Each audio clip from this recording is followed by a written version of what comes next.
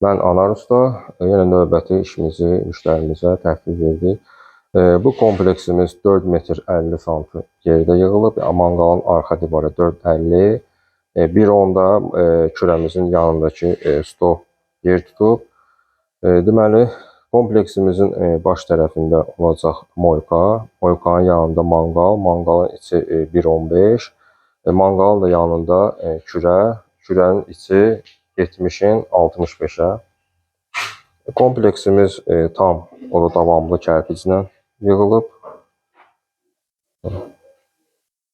Kürənin qapısı qoyuldu. Kürənin üstündə termometri içinin istiliyini bilmək üçün bu kürənin altının havalandırması, kürəmizə də oda davamlı kraska vuruldu. Kürəmizin yanında qoyuldu klapan.